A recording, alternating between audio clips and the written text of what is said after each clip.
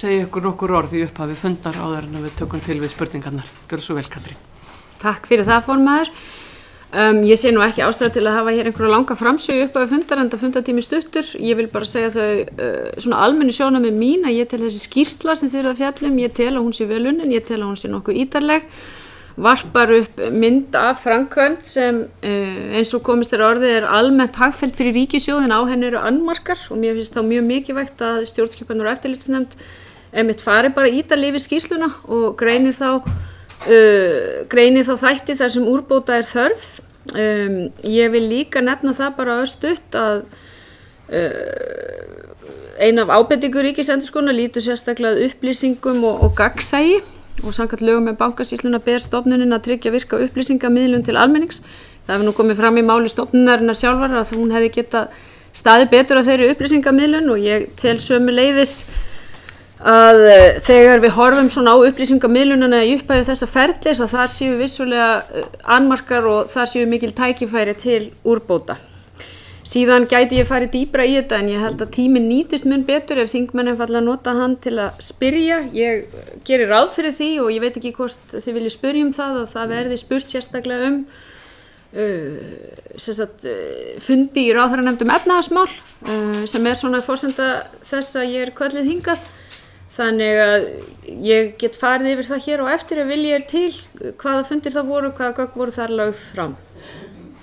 Takk fyrir það, forsætisráðherra. Þá orðið laust. Hver vill byrja? Gjörðu svo vel, Þórhildur Sunna Ævarsdóttir. Takk fyrir og takk fyrir að koma á fund stjórnskipunar- og eftirlitsnefndar. Mér langar að spyrja þig nokkrum spurningum. Í fyrsta lagi þá vildi ég spyrja ráðherra hvort hún telji að fjármálaráðherra hefði átt að gæta að hæfi sínu áður en hann tók loka ákvörðun sölu hluta í Íslandsbanka. Er það ekki rétt formaður að við höfum tíma til að tala saman? Já, ég svara strax. Já. Allt í lagi. Sko, ég vil nú aðeins kannski fara yfir það hvernig við búum þessi mál í lögum, þar sem bankasýslan þetta skilgreind sérstaklega sem sjálfstæð stofnun og ég tel þó að háttvirtur þingmaður sé að spyrja út í það hvort að ráðherra hefði átt að fara í raun og veru yfir lista kaupenda og samþykkja hvern og einn kaupanda. Hvort að ráðherra hefði átt að gæta að hæfi sínu þegar hann tók loka ákvörðun. Sem snýst á væntanlega hæfið gagnvart einstökum kaupendum. Já. Og þá vil ég minna á það að hún sjálfstæð stofnun, bankasýslan. Löggjafinn ákvað það á sínum tíma að gera þessa stofnun sjálfstæða til þess að tryggja ákveðna armslengd, til þess að tryggja það einmitt að stjórnmálamenn væru ekki með beina aðkomu að því hver keypti í bönkum, heldur að þeirra hlutverk væri raun og veru að gæta því að ferlið væri fullnægjandi, að það væri samkvæmt lögum og reglum en ekki að þeir væru að handvelja kaupendur. Þannig að þegar spurt hæfi þá myndi ég hafa talið það mjög óeðlilegt ef fjármálaráðherra hefði farið yfir þennan kaupendalista sérstaklega og farið að velja þar úr og hafna. Þannig að 4. grein laga sölumeðferð á eignarhlutum ríkisins þar sem að kemur skýrt fram að það fjármálaráðherra sem tekur ákvörðun. Hvers konar ákvörðun það sem að ráðherra að taka? Það þá væntanlega í raun og veru að tryggja það að ferlið sem bankasýslan fer með framkvæmdina á sé í samræmi við lög og góða stjórnsýsluhætti. Það í raun og veru svo almenna rannsóknarskylda. Það að segja hvernig söluferlin háttað, hvernig í raun og veru einstakjum þættum þessir háttað frekar en að velja úr einstaka kaupendur. Ertu þá sammála staðhæfingu fjármálaráðherra að vanhæfisreglur stjórnsýsluréttar eigi ekki við hann vegna þess að hlutlægum reglum var beitt við úthlutun á hlutum í Íslandsbanka? Já, ég að lýsa þeirri afstöðu minni að ég hefði talið það mjög óeðlilegt ef ráðherra hefði farið yfir listan og farið að velja þar út einstaka kaupendur. Og óeðlilegt að hann hafi gætt að hæfi sínu við þetta ferli? Já, ég tel ekki að það að gæta að hæfi sínu felist í því að fara yfir þennan lista og velja þar úr einstaka kaupendur. Ok, telur þú að ráðherra hafi á einhvern hátt farið á svig við siðareglur ráðherra í þessu ferli? Mér hefur ekki verið bent á það. Nei. Geturðu sagt mér hvort þessi sala hafi verið svokölluð tilboðssala eins og vísað í greinargerð frumvarpsins sölu á meðferð eignarhluta ríkisins? Við samþykktum það að þessi hlutur skyldi seldur með svokallari tilboðsaðferð eins og gert var ráð fyrir í greinargerð bæði fjármálaefnahagsráðherra og Bankasýslunnar. En það sama að vera í greinargerð frumvarpsins, tilboðssala, það vísað í tilboðssölu í greinargerð frumvarpsins, það talað mismunandi aðferðir til þess að selja banka og það vísað í ákveðna leið sem að kölluð tilboðssala. Er þetta það sama? Þú ert að vísa í greinargerð frumvarpsins sem varð á lögum 2011? Já, eða 2012. Já. Sko, tilboðsaðferðin sem beitt var vel þekkt aðferð. Hún datt ekki af himnum ofan, heldur þetta aðferð sem hefur verið beitt víða í Evrópu, nú síðast á Írlandi við sölu og hluti ríkisbanka og það í raun og veru rökstuðningur sem Bankasýslan leggur fram að þetta sé viðurkennd aðferð, vel þekkt aðferð þegar hún leggur það til að þessari aðferð verið beitt við sölu á tilboðslut. Ég bara reyna að fá hreint sko af því að mér hefur fundist frekar óskýrt nákvæmlega hvers eðlis þessi sala var, hvort þetta sé tilboðssala eins og vísað í greinargerð frumvarpsins sölumeðferðina og sömuleiðis hvort að þetta hafi verið almennt útboð að mati forsætisráðherra. Þetta var ekki opið útboð eins og fyrsti hluti sölu á Íslandsbanka, það liggur algjörlega fyrir. Það var beitt annarri aðferð, tilboðsaðferð.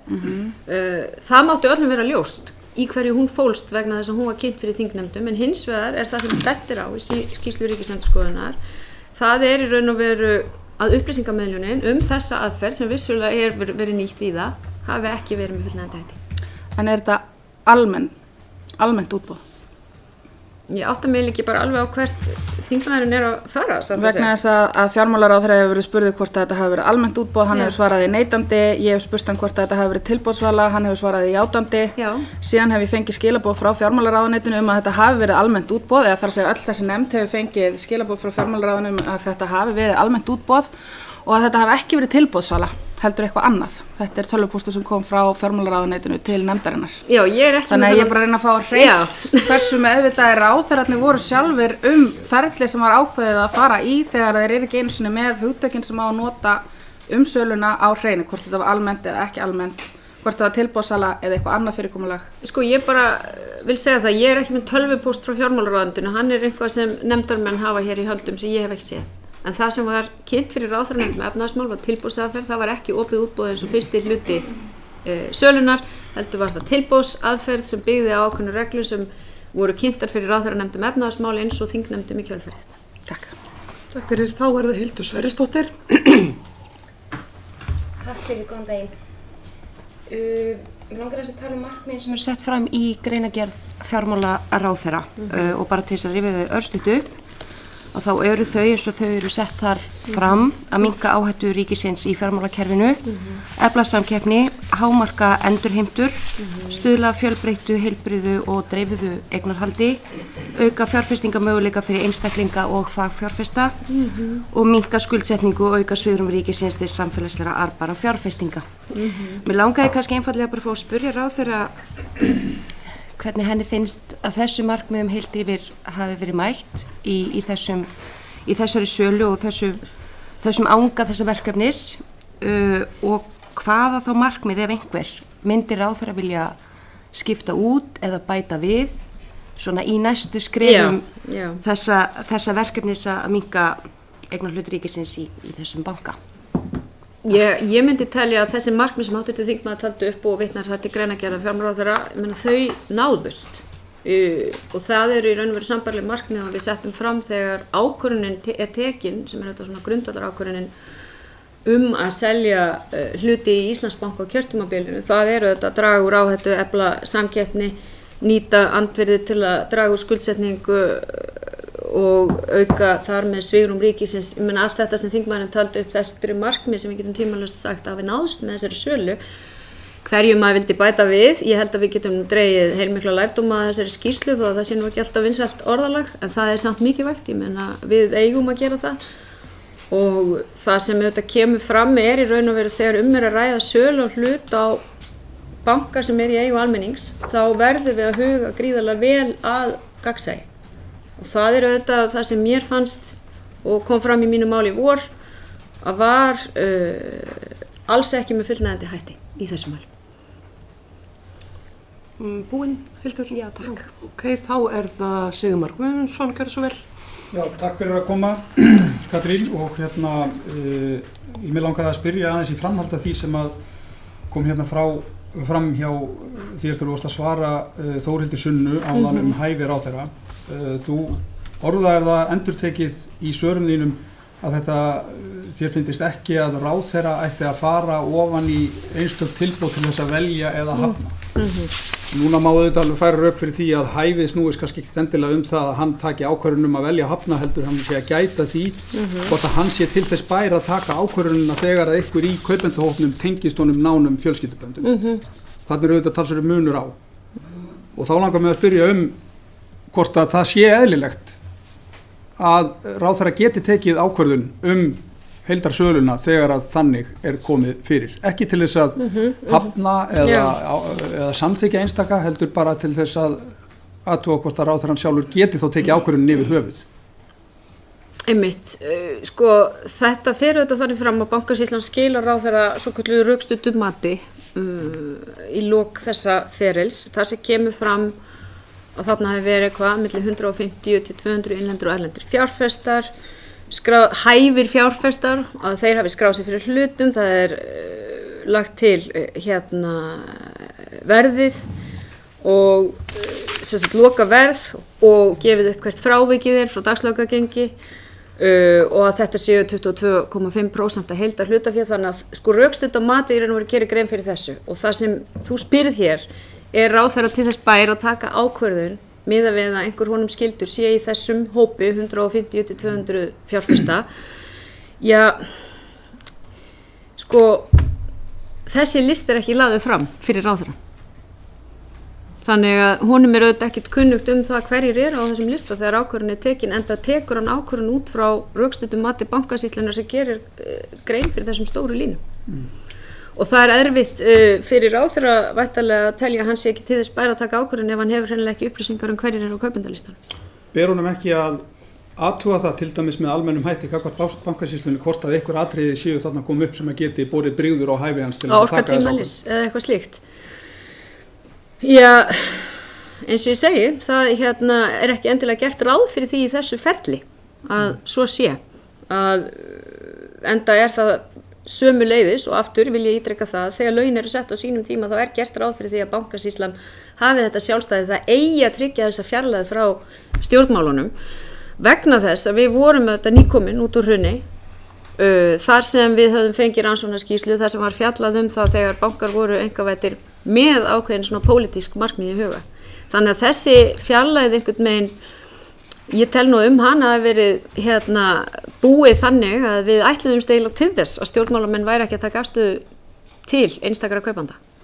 Þannig að það ferli allt og svo niðurstaðan hún gerir það verkum að það þá í lagi að ráðherrar taki ákvarðanir sölu á ríkiseign þegar að náinn ættingi í kaupendahópnum. Ég meina það þetta mjög óheppilegt að náinn ættingi hafi verið í þessum kaupendahópi.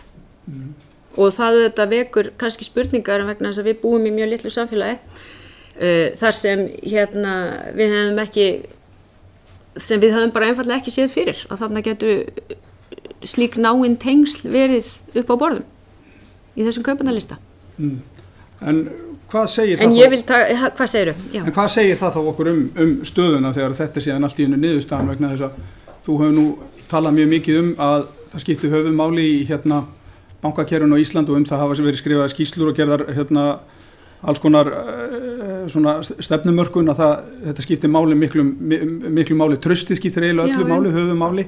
Meina hver þá ásýndin gagnvart almenningi ef að þetta og einmitt vegna þess að þetta hefði þá ráðherra kannski ekki átt að skoða betur þessa hluti, fara nánar í gegnum rannsóknarskyldu sína í þessu til þess að koma í veg fyrir að þessi staða kæmi upp vegna þess að það í sjálfu sér auðvelt ef hann hefur upplýsingarnir það að segja, ég augljóslega vanhæfur, þá verður einhver annar að taka þennan bolta.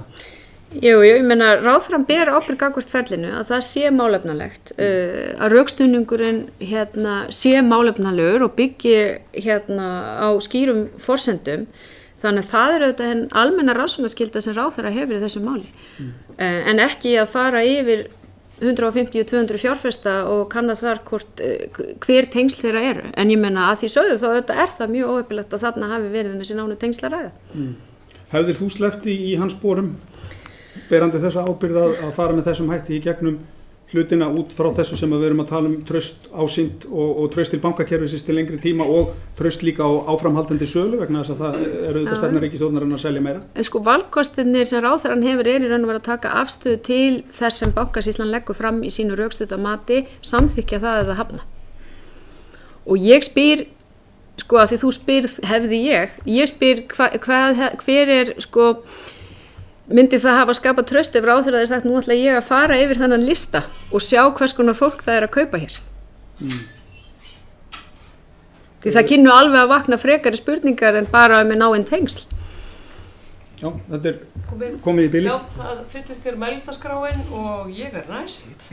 Mér langaði til að spyrja forsætisráðherra þá tilkynningu sem að gefin var út hér stuttu eftir þessa sölu í vor þegar að kaupendalistinn var gerður opinber og hér urðu einhver viðbrögð í þinginu sem enduðu með því að fjármála- og efnahagsráðherra bað sjálfur skýrslu frá ríkisendurskoðanda.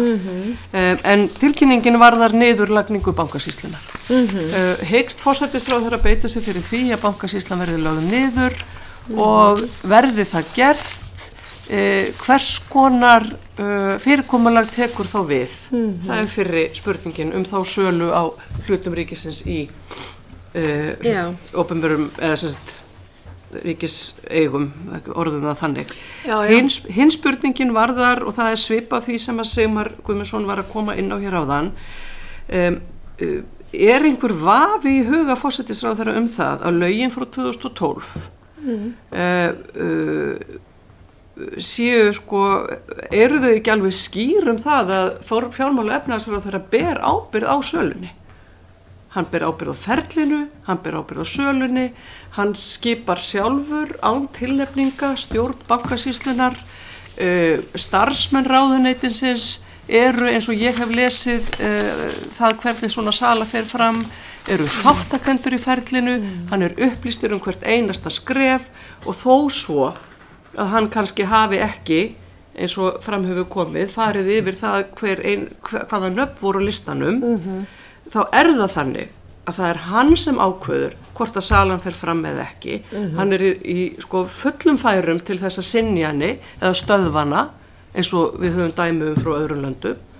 Einhver annar sem ber ábyrgð á þessu söluferli en fjármála- og efnahagsráðherra? Það seinni spurningin. Já. Sko í fyrsta lagi varðandi framtíðarfyrirkomulag og kannski nú bara í öllu falli þörf á að endurskoða lögin sko óháð afstöðu okkar til Bankasýsluna bara út frá því til dæmis ef fólk vill fara tiltaka að ráðherra fari yfir einstaka tilboðsgjafa sem hefði þá líka mögulega geta verið spurningin sem sko ég held að við þyrftum að ræða miklu betur því það ég tel ekki að vera að svo sé í núverandi lögum. Ég hins vegar tel og hef sagt það mjög skýrt og hér talað sölu á ríkisegnum, það nú svo sem engin önnur sala á ríkisegnum fyrirhuguð en á öðrum hluti Íslandsbanka, bara svo það sé algjörlega skýrt. Við vorum sammála það í vor að því þú vitnar til þeirrar yfirlýsingar að þessir annmarkar sem hafi raun og verið staðfestir af ríkisendurskoðun en voru svo sem til umræðu í vor hefðu leitt í ljós þörfina fyrir endurskoðun á lagaumgjörð og stofnanafyrirkomulagi. Og það var niðurstaða okkar og það væri bara eðlilegt að horfa til þess að leggja niður Bankasýsluna og leggja til nýtt fyrirkomulag. Við erum ekki búin að leggja til nýtt fyrirkomulag en meðal þess að kemur fram í okkar yfirlýsingu að það þurfi að huga betur að aðkomu Alþingis, að það þurfi að huga betur að því að bæta úr þeim annmörkum sem við töldum á þessu ferli. Þetta stofnun sem sett á laggirnar, lítil stofnun til þess að halda utan eignarhluti og selja það og það var auðvitað hugsunin í upphafi þegar þetta var gert þá stóð til að ráðast í meiri sölu en gert var á þeim tíma. Ég held að þegar að ræða hins vegar sölu á almannaeign þá ekki nægjanlegt að byggja bara á því sem tíðkast á fjármálamörkuðum. Það þarf að hafa í huga önnur sjónarmið og þess vegna til dæmis lagði ég á það mikla áherslu að þessi frægi listi yrði birtur sem var ekki ráðgjöf Bankasýslunnar á sínum tíma og kannski má segja að það hefði valdið mér verulegum vonbrigðum að skynja þá afstöðu gagnvart sölu á almannaeign að það væri ekki vilji til þess að upplýsa þennan kaupendalista. Mér fannst það segja mér að þetta fyrirkomulag þarnaðist verulegar endurskoðunar. En hvernig nákvæmlega það verður, það ætla ég ekki að segja til fyrir en við erum komin með einhverja mótaða tillögu það. En eitt það sem ég tel algjörlega á hreinu, að það þarf að skýra betur aðkomu Alþingis og það þarf að tryggja betur þetta gagnsæis, þetta þarf að vera til staðar þegar er að ræða sölu á almannaeigum. Hvað varðar síðan ábyrgðina, þá spyr formaður ráðherra ábyrgð í raun og veru og það þetta tvenns konar ábyrgð eins og við þekkjum pólitísk ábyrgð og lagalega ábyrgð og hinn lagalega leiðir af stjórnarskrá og til þess að hún virkist þá þarf ráðherra að hafa orðið sekur brot á lögum sem ég fæ ekki séð að neitt bendi til þess að svo sé. Þegar kemur að henni pólitísku ábyrgð, þá hún auðvitað öðrum lögmálum háð. Ítrasta form hennar að ráðherra missi sinn ráðherradóm, njóti ekki lengur trausts. En pólitísk ábyrgð getur falist í ýmsu öðru og eins og ég hef bent á þá það ákveðin ábyrgð að taka ákvarðanir til að mynda að birta listan sem fjármálaráðherra gerði. Það ákveðin ábyrgð sem felst í því að óska eftir þessari skýrslu. Því það auðvitað okkar hlutverk í stjórnmálunum að tryggja það að hér sé allt upp á borðum í raun og sann. Já, ég ætla nú kannski bara að fá að bregðast til þessum síðustu orðum forsætisráðherra því að það ekki ábyrgð í sjálfu sér að óska eftir skýrslu. Nei. Það einfaldlega ekki þannig og það má alveg hafa þá skoðun að framkvæmdarvaldið sé ekki að hlutast til það hvað ríkisendurskoðandi gerir þó svo að það tíðkist á Íslandi. En við kannski höfum ekki alveg tíma til að fara ofan í það hér. Það eru margir á mælendaskrá. Næst Ásthildur Lóa Þórsdóttir. Já, sæl og takk fyrir að koma. Nú kemur fram á blaðsíðu 3 í skýrslu ríkisendurskoðunar að það falli utan hlutverks embættisins að taka afstöðu til ágreiningsefna lagatúlkun. Og því ber að geta varúðar að álykta almennt túlkun og skýringu laga. Og finnst þér í ljósi þess vera hægt að álykta að skýrslan feli í sér þá niðurstöðu að engin lög hafi verið brotin við framkvæmd söluferlisins líkt og fjármála- og efnahagsráðherra hefur haldið fram? Já, eins og ég svo sem hef sagt líka, þá hef ég ekki fengið séð að hafi verið að ræða lögbrot í þessari sölu. Og geta alveg farið yfir það hvernig í raun og veru þetta ber að ráðgjöf bankasýslunnar, þetta kynnt í ráðherranefnd efnahagsmál á 2 fundum, þetta kynnt fyrir nefndum þingsins eins og gert ráð fyrir, þannig að þegar maður lesi gegnum ferlið þá fær maður ekki séð að það hafi átt sér stað lögbrot. Ég vil auðvitað minna það að við höfum eftir að fá niðurstöður skoðunar fjármálaeftirlits Seðlabankans, þannig að ég ætla ekki að dæma það til dæmis fyrir en þær niðurstöður liggja fyrir. Nei, það náttúrulega það eru svona hlutir eins og til dæmis innherja upplýsingar eins og það minnkuðu þarna mjög viðskipti með bréf Íslandsbanka og þess að það rétt fyrir útboðið og ýmislegt fleira. Og svo náttúrulega má velta fyrir sér aðeins gagnsæinu vegna þess að samkvæmt 3. málsgrein 1. grein laga nr. 88/2009 stofnunina þá á að tryggja gagnsæi allri ákvarðanatöku varðandi þátttöku ríkisins í fjármálastarfsemi og tryggja virka upplýsingamiðlun til almennings. Jafnframt kemur fram í 3. grein laga um sölumeðferð og eignarhluta ríkisins í fjármálafyrirtækjum meginreglur við sölumeðferð að meðal annars skuli leggja áherslu á opið söluferli, gagnsæi og hlutlægni. Telurðu að þessar meginreglur hafi verið virtar við undirbúning og framkvæmd sölumeðferðarinnar? Ég hef sagt það skiljiðum, ég tel að þessi sala hafi ekki verið nægjanlega gagnsæ. Ég vil líka segja það að það finnst mér vera svona alvarlegasta athugasemdin og alvarlegasti annmarkinn í þessu öllu saman. Hvernig í raun og veru umfjöllun ákveðin lykilhugtök var í kynningu, mér finnst hún ekki hafa verið fullnægjandi. Síðan það sem Seðlabankinn eða fjármálaeftirlitið hefur til skoðunar, það eru aðrir þættir sem mögulega tengjast einhverjum hagsmunaárekstrum eða hvernig upplýsingum var miðlað. Ég treysti mér ekki til að segja hvernig niðurstaðan verður úr því eðli máls samkvæmt. En mér finnst ríkisendurskoðun þó að þetta sé orðað með þessum hætti í skýrslunni, þá bent á þessa annmarka sem einmitt okkar að leggja mat á. Og þetta sagði ég eins og ég segi í vor, mér fannst þá liggja fyrir að það hefði verið ónægt gagnsæi, að það hafi ekki tekist að miðla upplýsingum þessa aðferð sem ný á Íslandi þó hún hafi verið notuð annars staðar. Og eins finnst mér, og það má segja það, ég meina þó að salan heyri undir fjármálaráðherra og hann ber á henni ábyrgð, þá erum við upplýst í ráðherranefndum, efnahagsmál, ríkisstjórn og þingnefndum að það hafi í raun ekki legið nægjanlega skýrt fyrir hvað þessi aðferð fól í sér. En ég vil líka segja það var auðvitað spurt sérstaklega eftir gagnsæi í umræðum í ráðherranefnd efnahagsmál. Það var spurt sérstaklega það hvort að Bankasýslan teldi að þessi aðferð uppfyllti þessa megin reglu sem þú spyrðum og við vorum fullvissuð það. Þið voru fullvissuð það? Já, ég meina það var sagt að þetta uppfyllti algjörlega þær kröfur. Okay. Já, kannski bara svona, þú sagðir áðan að þarna Bankasýslan væri náttúrulega stofnuð og henni hefur verið falið þetta vald en nú sem sagt að velja og allt það og talaður sem sagt kaupendur en það er mjög skýrt í 4. grein laga eignarhluta ríkisins í fjármálafyrirtækjum að ráðherra skuli samþykkja öll tilboð. Það bara er sagt þar mjög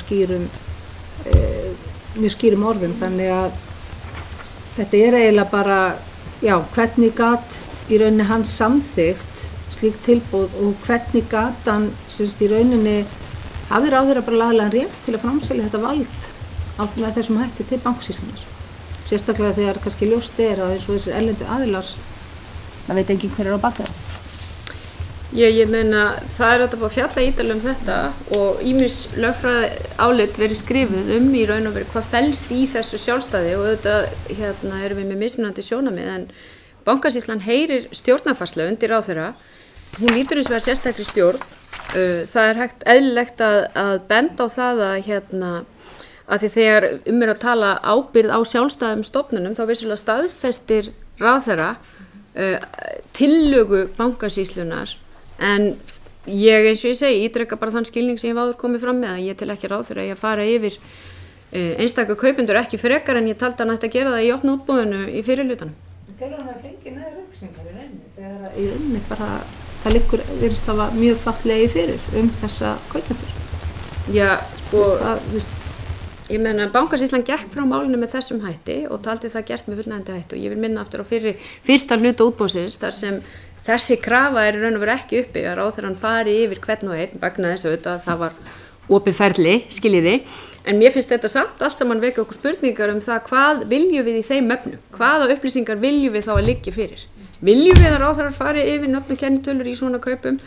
Viljum við tengja það við tilteknar aðferðir? Skiljiði, mér finnst kannski að það sé svona spurningarna sem við erum að fást við í þessu, hvernig nákvæmlega viljum við hafa þetta? Því þessar spurningar kom ekki upp þegar við vorum með opnu útboði, eins og ég segi vegna þess að það var opið, en það breytir því ekki að þá getum við alveg spurt sömu spurningarna gagnsæið.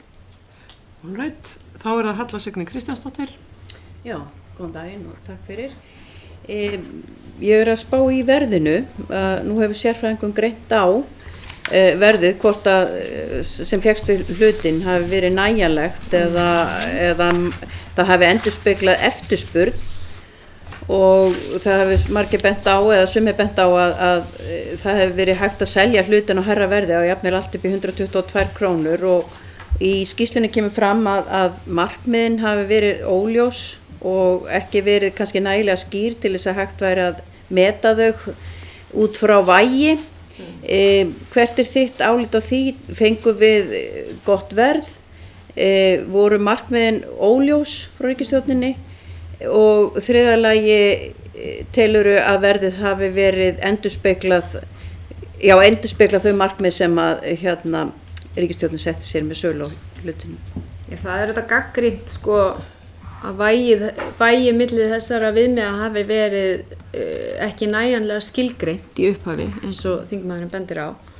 Þannig að það er einn af þessum annmörkum sem við þurfum að taka tillit til í þessari umfjöllun. Ég hef náttúrulega bent á það að við erum hins vegar með ýmis markmið sem birtast í lögum, ekki bara markmið hagkvæmni sem er þá hæsta verð, heldur líka aðra þætti eins og dreift eignarhald, hlutdeild langtíma fjárfesta var sérstaklega reifið í þessu.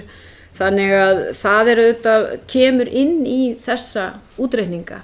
Ég meina heildarniðurstaðan er að salan hafi verið hagfelld ríkinu og enn eigum við auðvitað 42,5% hluti í bankanum, bara svona til upprifjunar. Þannig að en hins vegar bent á það hér að það hefði mögulega geta munað út frá svona ólíkum útreikningum, milljarði, 2 milljörðum út frá þessu. Var það fleira? Nei, þá eru það komið Berglind Ósk Guðmundsdóttir. Já, takk fyrir að koma á fund og svara spurningum okkar. Mér langar að spyrja hvort að það sé ennþá markmið ríkisstjórnarinnar að minnka áhættu að því að eiga svona stóran eignarhlut í fjármálakerfinu. Og svo langar mig að spyrja aðeins að því þú nefndir aðkomu ráðherranefndarinnar að málinu og ferlinu og þau gögn sem þar lágu fyrir, hvort að þú væri aðeins til í að fara yfir það og þá hvort að sölu meðferðin og aðferðin hafi verið nægilega skýr fyrir nefndinni á þeim tíma. Því eins og þú segir þá skiptir þetta gagnsæið öllu máli. Sko það var lagt fram minnisblað 27.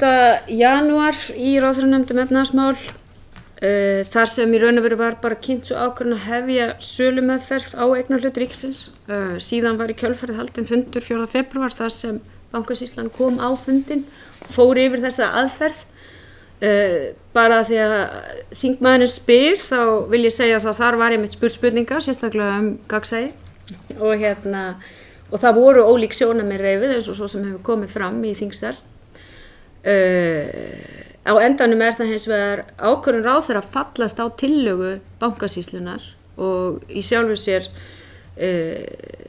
þá það bara hans ákvörðun sem ekkert bókun en andstaða við, en þessi sjónarmið og þessar spurningar höfðu komið upp vegna einmitt svona þessi aðferð ný og það var svona áhyggjur uppi að hvernig hún myndi í raun og veru ganga upp í íslensku samfélagi og hvort að hún yrði nægjanlega gagnsæ. Síðan auðvitað í raun og veru eftir þessa 2 ráðherranefndarfundi þá málið lagt fram í ríkisstjórn og farið í söluna og síðan það tekið fyrir aftur eftir sölumeðferðina 1. apríl. Þá var óskað eftir þessum upplýsingum og þær yrðu birtar og allir þekkja þá sögu og það var síðan ákvörðun ráðherrans að birta þær og síðan var lagt fram minnisblað sölumeðferðina í 4. maí. Þannig að þetta svona umfjöllunin sem hefur verið í ráðherranefndinni. Með hvort það sé áframhaldandi markmið ríkisstjórnarinnar? Já, það hefur ekki orðið breyting á því en eins og fram hefur komið þá tel ég og ég tel að við séum sammála það að það er mikilvægt að endurskoða þetta fyrirkomulag áður en ráðist verður í frekari sölu. Takk fyrir, Þórhildur Sunna. Takk fyrir. Mér ennþá mjög hugleikið 4. grein laga sölumeðferð á hlutum ríkisins í fjármálafyrirtækjum og ég að skoða greinagerðina með þessu frumvarpi sem ég var að vísa í áðan 4. greinina sem að einmitt þessi þáttur ráðherrans og við erum að ræða hvort hann hafi átt að fara yfir einstaka tilboð eða ekki. Þetta snýst kannski að stóru leyti svona spurningin. Hér kemur fram í greinagerðinni að ýmsar leiðir komi til greina við sölu og eignarhlutum í fjármálafyrirtækjum, til dæmis almennt útboð verðbréfa, skráning bréfa fjármálafyrirtækis á skipulegum verðbréfamarkaði eða tilboðssala og þess vegna spurði ég ráðherra hvort þetta hafi verið tilboðssala eða ekki sem að fjármálaráðherra búin að segja að þetta hafi verið. Og hér kemur fram í þessari greinagerð að sala hluta með útboði eða skráning bréfa í kauphöll ferli sem frábrugðið hefðbundinni tilboðssölu. Og af því að ráðherra talaði það áðan hvort að ráðherra hefði átt að fara yfir hvert einasta tilboð í opnu útboði þá mjög skýrt í greinagerðinni að sem dæmi ekki mat á einstaka tilboðum eða eiginlegar samningaviðræður við einstaka kaupendur að ræða þegar almennt útboð eða skráning bréfa fer fram. Þannig að þarna almennt útboð og skráning bréfa aðgreind frá tilboðssölu og sagt í tilfelli almenns útboðs og í tilfelli skráninga bréfa þá á ekki að fara yfir einstaka tilboð. Og það má nú auðveldlega álykta út frá því að í tilviki tilboðssölu beri ráðherra að fara yfir hvert og eitt tilboð og ég alveg að klára formaður. Í annarri málsgrein lagt til að Bankasýsla ríkisins skili ráðherra rökstuddu mati á tilboðum í eignarhlutann þegar það liggi fyrir. Í frumvarpinu gert ráð fyrir að það sé ráðherra sem tekur ákvörðun samþykkt eða höfnun tilboða fyrir hönd ríkisins eins og eðlilegt má teljast. Og svo líka talað að þessir aðilar eigi að meta tilboðin og það var vísað í væntanlega Bankasýsluna og ráðherra. Þegar þú tekur þetta allt saman ekki rétt að álykta að ráðherra hafi eftir að fara yfir hvert og eitt tilboð eins og þetta kemur fram í greinagerðinni þegar tilboðssölu að ræða?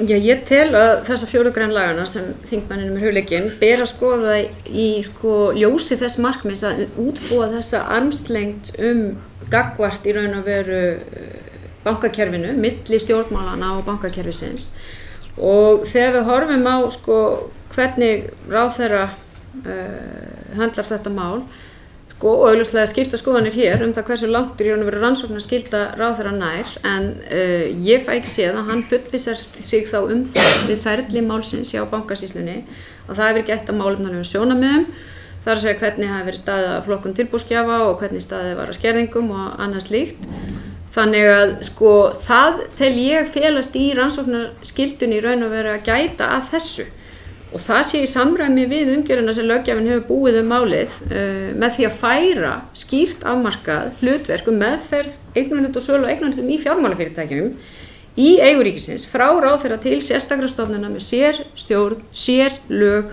og það sem markmið og tilgangur að stofnunin sé að meginstefnu til sjálfstæði í störfum sínum. Það svo og ég heyri það hér og hef heyrt það á undanförnum mánuðum að fólk mjög það eru mismunandi skoðunar á þessu en ég held að það væri ekkert vitlaust að við ræddum þá bara í raun og veru hvað okkur finnst það hvað finnst okkur það að við höfum sett þetta í þessa sérstöku stofnun til að tryggja armslengd getum við á einhvern hátt í raun og veru tryggt hana ég fer að efast það þó að það hafi verið ætlunin því það einhvern veginn uppi krafa frá ákveðnum aðilum að ráðherrann sé í raun og veru ofan í ferlinu frá A til Ö og þá spyr ég bara af hverju erum við með sjálfstæða stofnun? En það í raun ekkert krafa það. Hér bara lista hvert hlutverk bankasýslu ríkisins sem að undirbúa sölu, leita tilboða í eignarhlut, meta tilboð, annars samningaviðræður við utanaðkomandi ráðgjafa og væntanlega kaupendur og annars samningagerð. En svo mjög skýrt að það ráðherra sem tekur ákvörðun samþykki eða höfnun tilboða fyrir hönd ríkisins eins og eðlilegt má teljast. Já. Og svo kemur fram í framhaldinu að nauðsynlegt sé við mat á tilboðum og ákvörðun töku tilboða að þá hafi þessir aðilar, sem sagt bankasýslan og ráðherrann væntanlega, að leiðarljósi þær forsendur og þau skilyrði sem lögður til grundvallar við sölumeðferð og koma fram í auglýsingu eða boði til væntanlegra kaupenda tilboðsgerð. Og ráðherra eigi að undirrita samninga fyrir hönd ríkisins. Ég meina, ráðherra bara upp á punt í þessu ferli? Já, ég var að fara yfir það hvað í raun og veru fælist í þessari almenni rannsóknarskyldu ráðherra, hvernig hann fer yfir rökstutt mat bankasýslunnar og ennþá þeirra skoðunar eins og ég var í upphafi fundar að ég telji ekki að þessi lög feli það í sér að hann eigi að fara ofan í nöfn og kennitölur einstaklega. Þetta náttúrulega ekki bara spurning rannsóknarskylduna, þetta líka spurning hæfi ráðherra. Þetta spurning hvers eðlis þessi ákvörðun Ef þetta var stjórnvaldsákvörðun, þá hlýtur ráðherra að þurfa að gæta hæfi sínu við töku ákvarðarinnar. Það ekki þannig? Ég búin að fara við mín sjónarmið við þessa spurningu nokkru sinnum á þessum fundi. Ok, heyrðu, þá vill svo til að klukkan 20 mínútur í 10. Akkurat. Og tíminn í þessum dagskrárlið fundarins sem sagt í uppurinn. Þannig að ég vil nota tækifærið og þakka gestum fyrir komuna og nú þurfum við að gera örstutt hlé á þessum fundi. Takk fyrir.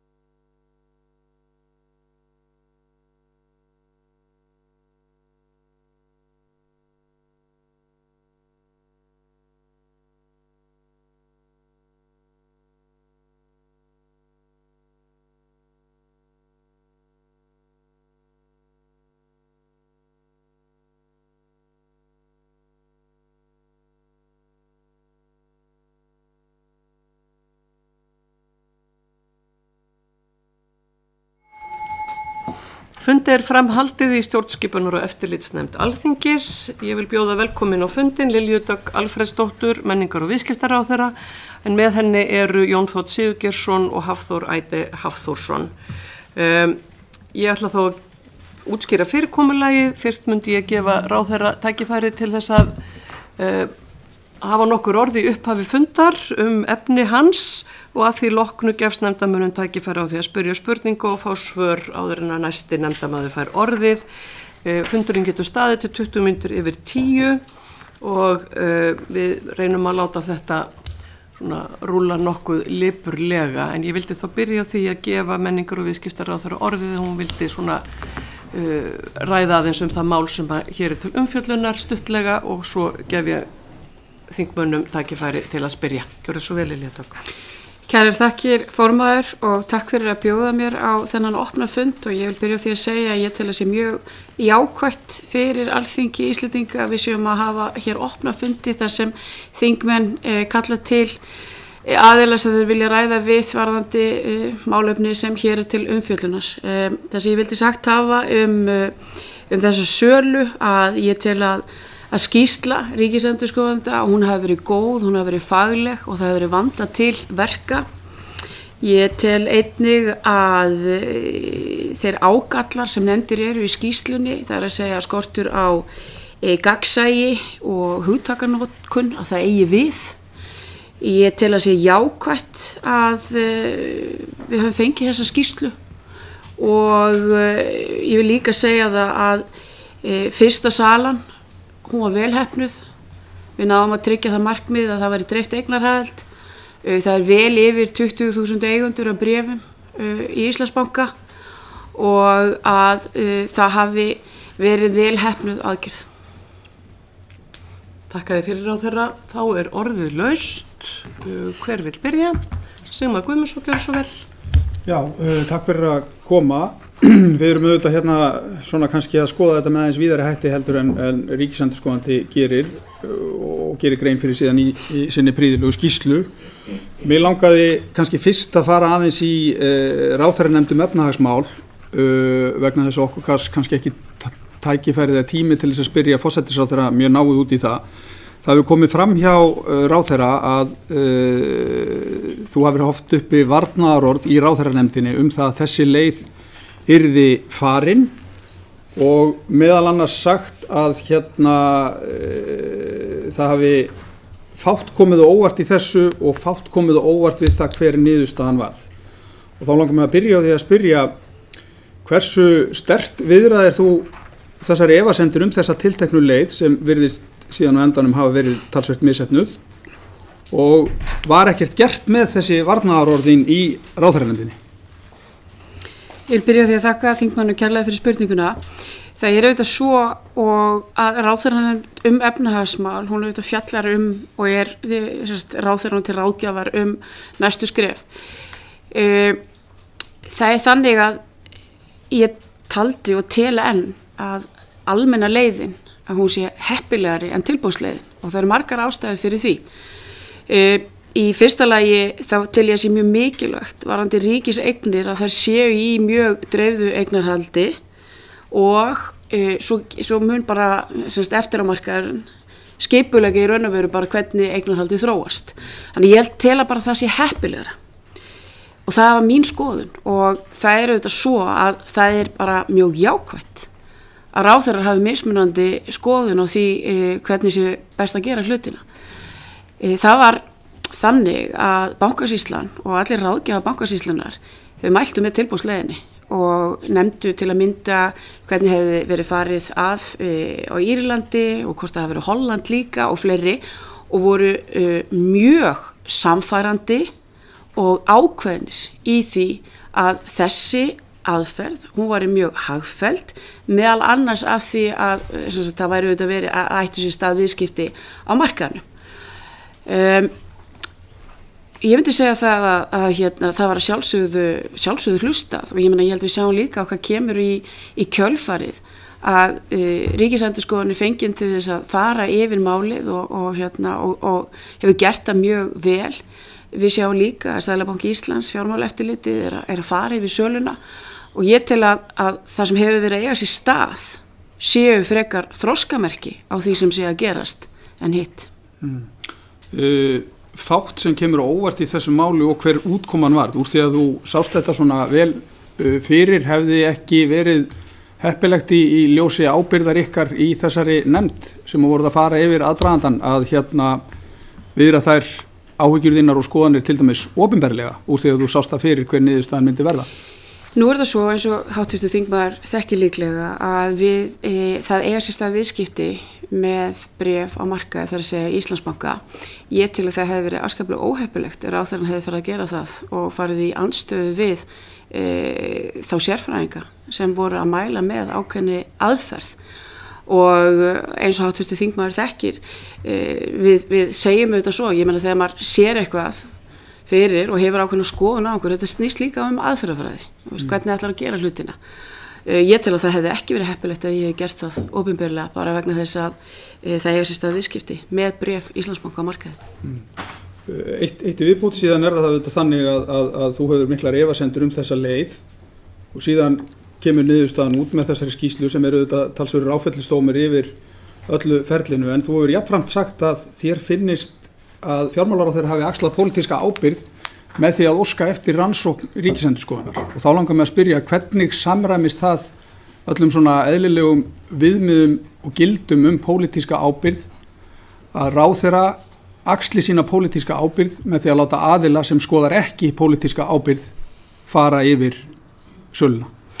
Nú eins og þingmaður þekkir að við höfum bara, það svona tvennskonar ábyrgð ráðherra, annars vegar lagaleg og hins vegar pólitísk.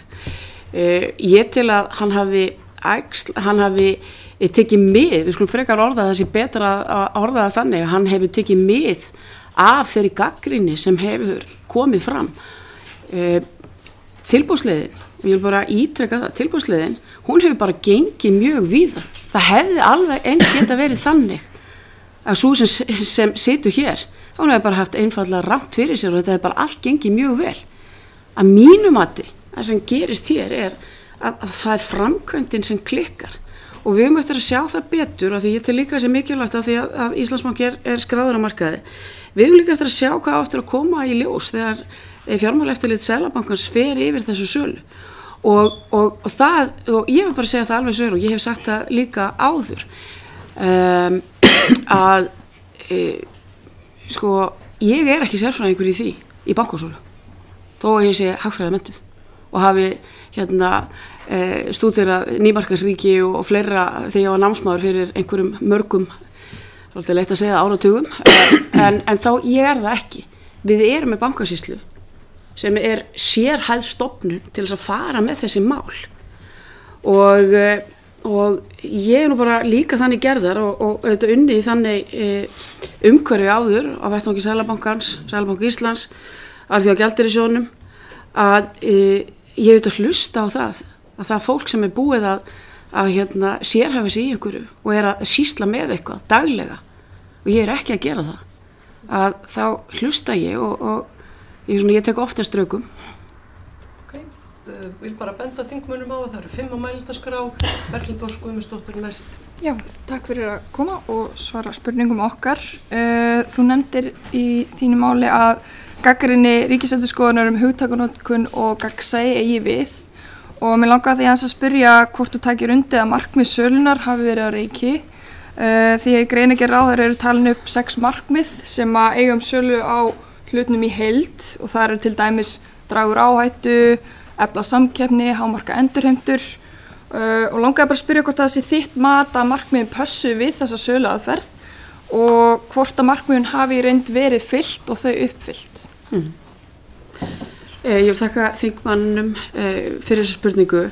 Ég tel að mörgum markmiðum að við höfum náð þeim og ég er þeirra skoðunar að það sé ekki æskilegt að ríkissjóður fari með of stórt eignarhald í fjármálakerfinu og ég tel að eftir að við fengum Íslandsbanka í gegnum stöðugleikaframlögin sem var ekkert endilega sjálfsagt það var bara alls ekki sjálfsagt að bankin færi í hendur ríkissjóðs og við myndum ná að hámarka hlut okkar þar að þá vissum við auðvitað að framöndan væri mjög vandasamt ferli vegna þess að, og við bara þekkjum það auðvitað öll hér og að fjármálahrunið var mikið áfall að við þyrftum að fara í þessu sölu ákveðnum markmiðum eins og framkemur hjá þingmanninum eða við svara því, við náum þeim að lágmarka áhættu ríkissjóðs og eitt annað, en svo bara eitt markmið sem skiptir svo miklu máli, það þetta gagnsæi og þetta traust og við verðum auðvitað þessi áskynja og við lögðum bara, svo ég taki það fram í ráðherranefndum ráðherranefndum efnahagsmál að á fundum okkar bæði 27. janúar og 4. febrúar þá leggjum við auðvitað ríka áherslu á gagnsæi, mjög mikla vegna þessum leið og það komu upp einhverjar efasemdir, það hnökrar í framkvæmdinni að þá auðvitað skemmir það fyrir.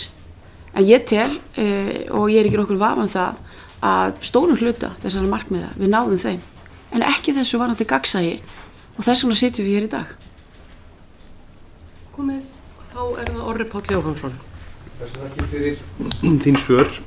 Mér langar í samhengi þess að þú segir með almennu leiðina og ég held að við séum nú mörg hver sammála því að almenna leiðin hafi þessi leið sem farin við fyrstu sölu hafi hefnast ágætlega og ekki þessi gagnrýnu uppi sem þar en hún hefur líka það ákveðna annmarka.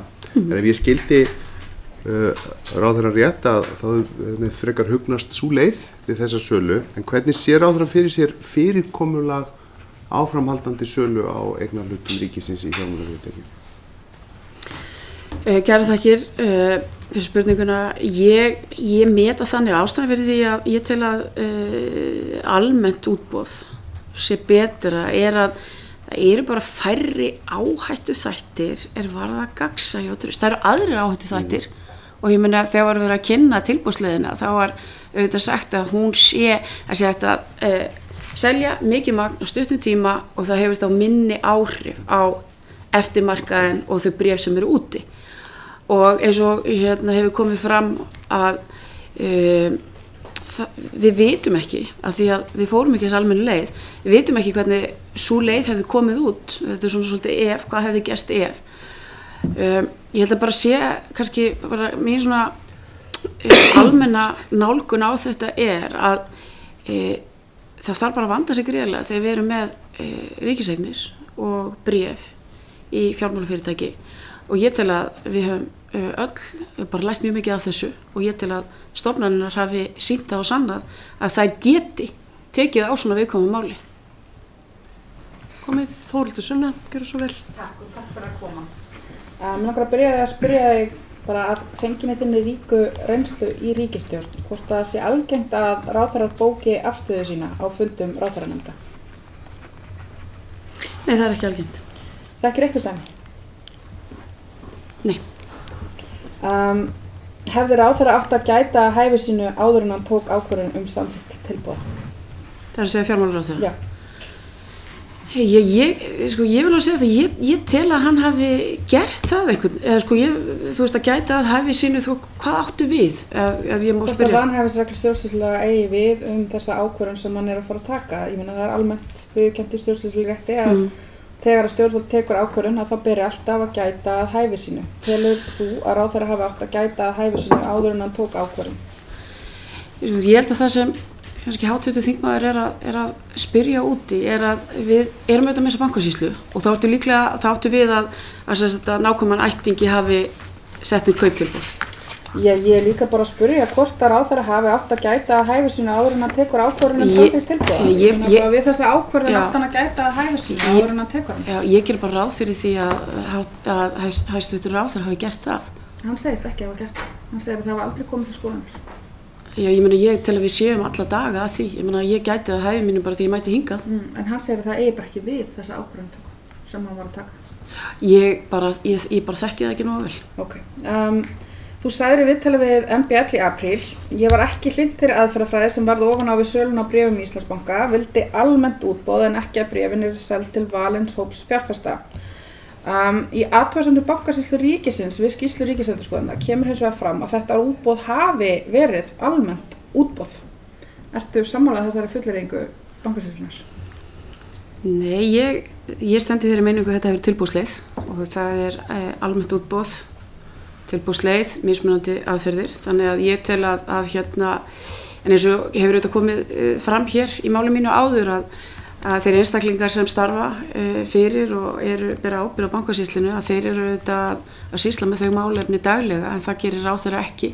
Þannig að ég hef ekki litið á það að þessi aðferðafræði annars vegar almennt útboð og hins vegar tilboðsleið að það sé það sama. Þessi tilboðsleið sem þú talar það sama á tilboðssala sem við vísað í greinargerð frumvarpsins lögum eignarhlutar lögum sölumeðferð eignarhlutum ríkisins í fjármálafyrirtækjum. Ég skal viðurkenna því, ég hef ekki gert samanburðar, hef ekki farið samanburðarfræði á tilboðssölu og tilboðsleið. Ég veit hvað tilboðsleið og hún var útskýrð mjög gaumgæfilega fyrir okkur í aðdraganda þess að það var ákveðið að fara hana. Eins og ég segi líka að það þannig að eftir fjármálahrunið að það var ekki bara Íslendingar sem sátu uppi með íslenski ríkissjóður sem sátu uppi með eignir í fjármálakerfinu og það var farið yfir það nokkuð gaumgæfilega með okkur að það væri verið að nýta tilboðsleiðina víða í Evrópu. Já, ég kannski bara einna helst að spyrja þessu út af því að það bara ekki á hreinu hvort að þetta hafi verið sölu fyrirkomulag eða sem sagt tilboðssala eins og kemur fram í þessari greinargerð. En ég með lokaspurningu. Í ljósi þess hversu mislukkuð framkvæmdin að mati ráðherra, treystur Bankasýslunni til þess að gegna áfram sínu hlutverki? Ég með miklar efasemdir það og ég hef tjáð henni það. Takk. Þá það Ásthildur Lóa Þórsdóttir Kjörsvel. Takk fyrir að koma og svara okkur hérna og svona. Nú kemur fram á blaðsíðu 3 skýrslu ríkisendurskoðunar að það falli utan hlutverks embættisins að taka afstöðu til ágreiningsefna lagatúlkun og því ber að geta varúðar að álykta almennt túlkun og skýringu laga. Finnst þér í ljósi þess hægt að álykta að skýrslan feli í sér þá niðurstöðu að engin lög hafi verið brotin við framkvæmd söluferlisins eins líkt og fjármála- og efnahagsráðherra hefur haldið fram? Og svo kannski aðeins með gagnsæið, ráðherrann sagði áðan að hann teldi hafa skort á gagnsæið, þannig að ég þá ekki að fara í gegnum lagagreinarnar það. En hvað það helst sem ráðherrann telur að hafa verið ábótavant, hvað þetta varðar?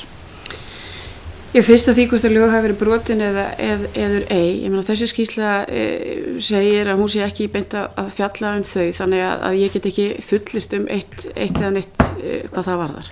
Og ég bara segi líka að Fjármálaeftirlit Seðlabanka Íslands að skoða framkvæmdina og ég tel að það sé ekki skynsamlegt að vera að fara út í það. Ég held kannski frekar að bara svo nálgun sem stjórnvöld völdu og það að segja svo aðferðafræði að ég skil skýrslu Ríkisendurskoðunar þannig að það sé í raun og veru bara að vera að fara yfir þá framkvæmd og hvernig hún tilkomin og allt það. Hvað ég tel að hefði verið hægt að gera betur? Ég meina, ég skal bara nefna eitt sem alveg, ég meina það að það kom okkur í opna skjöldu að það var ekki verið að birta kaupnarlistan. Ég meina, ég skal bara viðurkenna það. Ég hafði ekki hugmyndaflug í það. Ég bara hafði það ekki. Mér finnst það bara algjört grundvallar atriði. Það hefur verið að selja eigur fólksins í landinu að kaupnarlistin liggi fyrir. En svo var ekki. Og þannig að auðvitað myndast þá auðvitað ákveðið vantraust á milli ráðherranefndarinnar og Bankasýslunnar og það þurfti ítrekað að ganga eftir því og að því að hér hefur fjármála- og efnahagsráðherra verið oft nefndur. Ég meina hann gekk mjög hart á eftir því og endanum tekur hann ákvörðun það að birta listan og ég man ekki eftir því hvort að lögfræðiálitið hafi þá einu sinni verið komið vegna þess að það var svo hrópandi og ábyrrandi að þarna skorti upp á gagnsæi bara þetta atriði segir svolítið mikið það og ég held líka þarna að svo ég sé bara ærlega hérna að Bankasýslan bara fer eftir líklega, ég er svona ímyndum hún hafi gert það þannig að hún tekur upp aðferðafræði tilboðsleiðina sem verið að nota í Evrópu framkvæmdina hér á land og fyrir örugglega það kem mér ekkert óvart og ég þekki það ekki, kem mér ekkert óvart að kaupendalistin væri ekkert endilega birtur í Evrópu. Það kemur ekkert óvart. Ég bara, þú veist, ég hugsa að þau hefur bara farið nákvæmlega eftir þessu, nákvæmlega eftir bókinni, sérfræðingarnir, en ekkert verið að taka kannski tillit til þessa pólitíska landslags og mikilvægi þess að þeir sem búa hérna, þeir átti sig á því og hafi traust til sölunars. En aðeins við skeftir að þá sko, ég algjörlega sammála þessu sem þú segja, en það einmitt lá ekkert fyrir með kaupendur og sérstaklega náttúrulega þessa erlendu og hefur ekkert legið fyrir hver á bak við þessum tilboðum. Og það bara spurning hvernig hægt að taka afstöðu til tilboða sem við veitum ekki í rauninni og við veitum ekki enn í rauninni hverjir á bak við þau tilboða, þannig að þetta bara einhverju sjóðir. Og þannig að það var svona spurning hvernig ráðherra gat tekið ákvörðun hvort tilboð skyldu samþykkt eða þeim hafnað eins og 4. grein laga sölu eignarhluta ríkisins í fjármálafyrirtæki kveður á fyrst hann fékk engar upplýsingar einstök tilboð frá Bankasýslunni og ekki lá fyrir hverju raunverulegur eigandi var hjá þeim lögaðilum sem sendi tilboð. Og þú veist, hvernig hægt að í rauninni samþykkja slík tilboð? Já, en nú það svo að Bankasýslan, hún sjálfstæðsstofnun og þá nefni ég eins og oft hefur nefnt í þessari umræðu að það þetta armslengdar sjónarmið. Og ég get bara sagt ykkur það, ég meina það var alveg augljóst líka á þessum fundum okkar að við ráðherrarnir og við öll þrjú, við vildum meira gagnsæi og meiri upplýsingar. Og Bankasýslan segir, þetta bara, það ekki verið að gera þetta svona annars staðar. Og þá ekki það með að segja, sko, Bankasýslan taldi, og ég ætla nú ekki að fara einhverju túlkan hérna, en Bankasýslan hefur eflaust talið að hún var að sinna sínu hlutverki út frá lögunum. Þannig að Bankasýslan, þið fenguð ekki upplýsingar sem þið vildu í rauninni? Nei, það hefur alveg komið fram. Það hefur alveg komið fram eins og með kaupendalistan. Það ekki, þið sjáum það og við sjáum það auðvitað öll að þegar við þurfum sko ekki einu sinni, ekki tvisvar, þetta þrígang að ganga eftir kaupendalista. Og með þá það Hildur Sverrisdóttir, gjör svo vel. Já, takk fyrir. Mér langar aðeins að ræða erlenda fjárfestingu, erlenda fjárfesta. Maður byrjar kannski á verðinu, 117 krónunum, að þá segir ekki í skýrslu Ríkisendurskoðunar að það sé of lágt, en það svona mögulega haldið svona opnu til rökræðina sem þá það sem hefur gerst hér á vettvangi þingsins eins og kannski eðlilegt er. En það sem kemur fram í skýrslu Ríkisendurskoðunar að það sé augljóst að svona erlendu fjárfestingarnar hafi fengið að svona vera vægi í þeirri ákvörðunartöku að niðurstafan 117, kannski frekar en þá 118, ég held að séu fáir sem að horfa á kannski mikið hærra fjármagn og það svo lítil þó umfram eftirspurn en láta það leikja milli hluta. Sko, skýrslan segir ekki að það sé hafi verið vond ákvörðun, enda svo sem líka í samræmi við markmið fjármálaráðherra í hans reglugerð fjölbreytt eignarhald.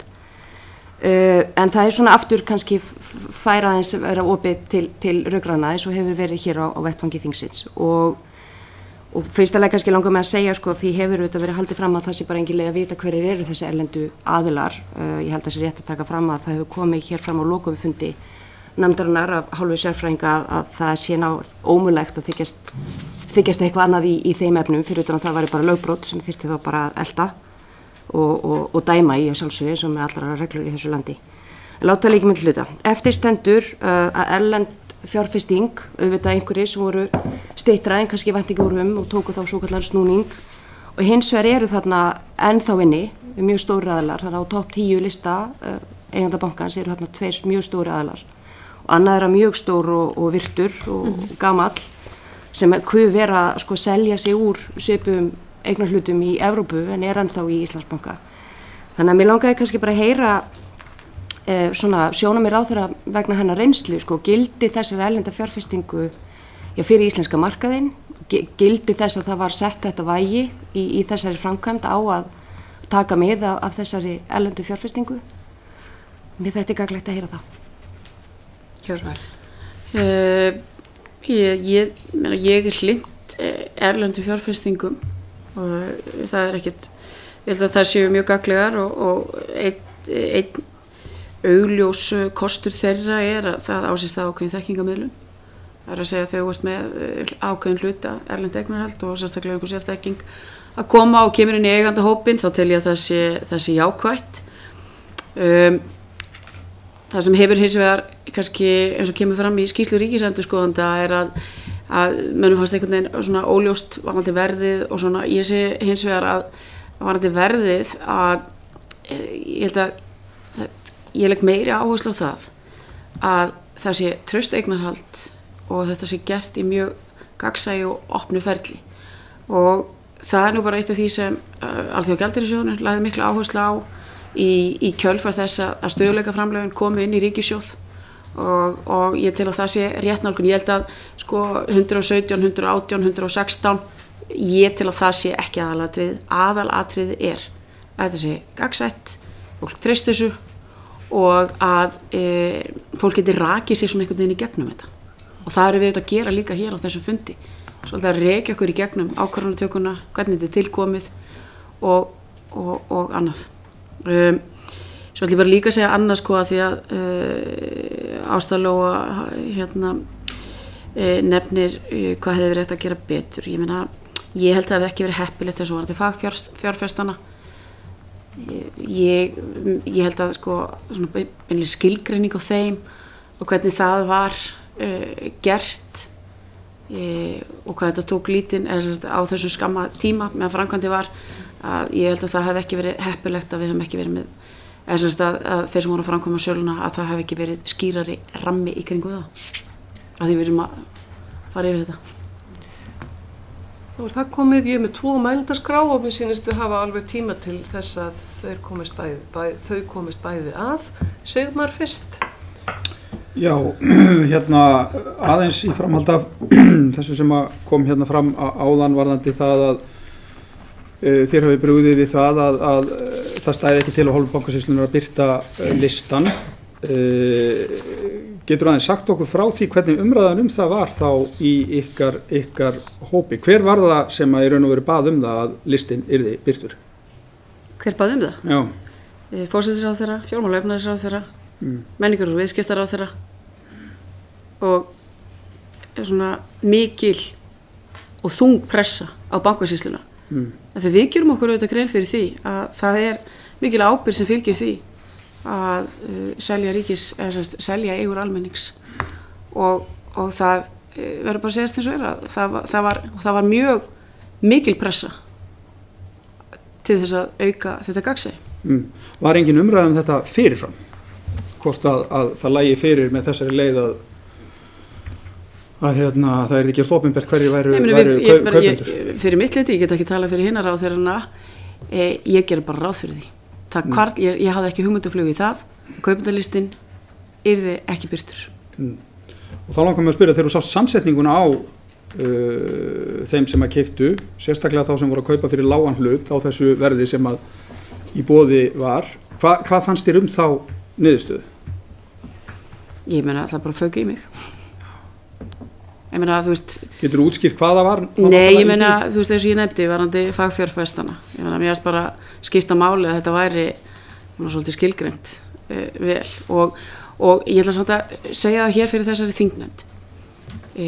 Ráðherrar við fáum upplýsingar framkvæmd og það eru þetta sumt sem eins og til dæmis varðandi þetta gagnsæi varðandi kaupendalistan að þú hreinlega gerir ráð fyrir og leið og ráðherra vera þess áskynja að kaupendalistin að það sé ekki verið að birta hann að þá auðvitað sjáum við mjög fljótlega að þarna skortir upp á gagnsæi og þrýstum á það. Ok, það bættist aðeins á mælendaskránna. Ég vona að ráðherra hafi kannski 2-3 mínútur umfram þær sem eftir eru svo við getum klárað þetta. Halla Signý Kristjánsdóttir næst. Já, takk fyrir að koma og ræða við okkur. Við ætlum aðeins að halda áfram með litlu fjárfestana. Það hefur komið gagnrýni á að það hefur verið yfirleitt hleypt inn og það sé yfirleitt ekki gert. Já, kannski, ég þekki nú ekki markaðin hér versus markaðin úti en það hefur jafnvel sko hefði átt að stoppa 20 milljónir, 50 eða 100. hver er þitt álit á því? Hefðið átt að sleppa því algjörlega því að hafa komið fram að þetta hafi bara tafið söluna og flæktana og eins líka með að já, þá er búið að koma inn á markaðinn en það er talað orðspors áhættu. Telur að við getum á næsta ári farið inn í aðra sölu með aðra aðferð og tryggt okkar orðspors áhættu í þeirri sölu? Það er mín skoðun að þegar hefur komið fram áður að ríkissjóður eigi ekki að vera svona ráðandi á fjármálamarkaði og ég tel að við eigum ég tel að Landsbankinn eigi að vera í 100% eigu þjóðarinnar. Ég tel að við eigum að halda áfram með að selja hluti ríkissjóðs í Íslandsbanka til þess að fjárfesta í kerfunum okkar, menntun og heilbrigðiskerfinu. Það sem ég tel að þurfum við þetta að gerast og við erum þetta og ég lít bara til að mynda á starf stjórnskipunar og eftirlitsnefndar að það sé liður í því að auka traust, fá upplýsingar og leið og bara þessari vinnu er lokið og fjármálaeftirlitið Seðlabanki Íslands er búið að skila sínu að þá auðvitað bara setjumst við niður og tökum stöðun á því bara hver eru næstu skref en að mínum að þetta er ekki tímabært að gera það fyrir en að þið kemur. Ég held hins vegar að okkur sé ekkert þegar aðferðafræðin sem uppfyllir þau skilyrði sem ég tel að bæði þingmenn og þjóðin kallar eftir að þegar við erum búin að uppfylla þau og þá sé hægt að halda áfram með það ferli sem við vorum með og ég meina við sjáum bara munin á fyrstu sölunni og svo sölu númer 2 og ég held að sé alveg augljóst að það sé fyrir leiðin sem er ekki gallalaus, svo ég bara nefni það að hún hefur líka ágalla en við þurfum bara, það þarf að tryggja, framkvæmdin þarf að vera skýr og gagnsæ. Komið Halla Signý? Já. Ok, þá eru 2 eftir, Þórhildur Sunna næst. Takk. Það hefur komið fram í máli fjármálaráðherra að hann viti ekkert það hvort þeir erlendu aðilar sem tóku þátt í útboðinu hafi raun bara verið að kaupa hlutina í umboði fyrir innlenda aðila, jafnvel aðila nátengda útboðinu og ég spurði ráðherra, fjármálaráðherra þá og ég ætla að spyrja menningar- og viðskiptamálaráðherra nú. Er það ekki rétt að það er í raun bara rannsóknarnefnd Alþingis sem að getur komast að niðurstöðu það hvort að erlendir aðilar hafi verið að kaupa hlutina í umboði fyrir innlenda aðila, rétt eins og var með einkavæðingu Búnaðarbankans? Ég til að, áður en að við förum einhvern veginn að ræða slíkt, þá, eins og hefur komið fram, að við þurfum að bíða eftir fjármálaeftirliti Seðlabanka Íslands og við þurfum að fá þá skýrslu og mér skilst að það sé von á henni í janúar. Ég ætla að bæta einu við sem ég til að hafi ekki verið heppilegt. Ég til ekki heppilegt að Íslandsbanki hafi tekið þátt í sölunni. Ég til að Íslandsbanki hefði bara alveg átt að vera standa fyrir utan þetta og það er alveg þekkt að erlendis að þegar er verið að selja hluti að viðkomandi aðili banki bara taka ekki þátt í því, bara svo að þessi algjörlega hafið yfir allan vafa. Já, líka til dæmis hvort að þessar erlendu aðilar hafi jafnvel verið að kaupa hluti fyrir eigið fé Íslandsbanka.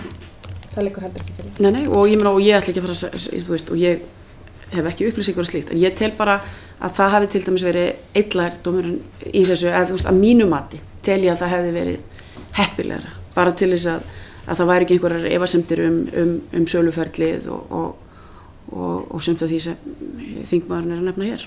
Ráðherrann sagði að það hefði fokið í sig þegar hún sá hver endanlegur listi kaupenda var. Getur þú sagt hvað það var sem að vakti óánægju ráðherrans? Já, þetta með fagfjárfestana, eins og skilgreiningunni, ég meina það voru, eins og kom fram hér hjá Höllu Signýju að mörkin í raun og veru, þú ert fagfjárfestir, ég meina sumir voru að kaupa fyrir tiltölulega lágar fjárhæðir og eins og þetta var kynnt fyrir okkur og þá voru þetta hærri fjárhæðir en nefnt það verið og það er bara þannig að við hefðum viljað sjá, maður hefði viljað sjá þennan, ekki sjá, maður hefði bara viljað að leið og það var búið að ganga frá sölunni að kaupendalistin væri birtur og það væri bara allt í svona föstum skorðum eins og ég bara viðurkenni það, ég gerir ráð fyrir.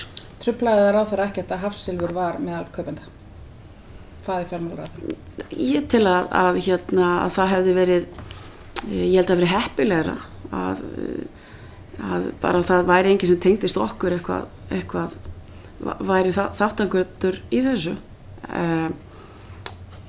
En eins og ég hef heyrt að fjármála og efnahagsráðherra hafi ekki verið upplýstur það heldur og það er eitthvað sem sagt á milli þessara aðila og ég ætla ekki að hafa neitt sterka skoðun á því. Takk fyrir þá síðust og mælendaskrá Lilja Rannveig Sigurgeirsdóttir. Já, takk fyrir að koma hingað og svara spurningum. Ég er með spurningu varðandi ábyrgð þingnefnda. Því það er ein af ábendingum ríkisendurskoðanda í skýrslunni að það þarf að tryggja fullnægjandi upplýsingagjöf og það virðist vera að það hafi ekki verið nægilega skýrt fyrir þingnefndunum varðandi ýmsa þætti. Þannig ég ætlaði bara að spyrja ráðherrann, kom eitthvað til umræðu í ráðherranefndum efnahagsmál varðandi ábyrgð þingnefndana í þessari sölu?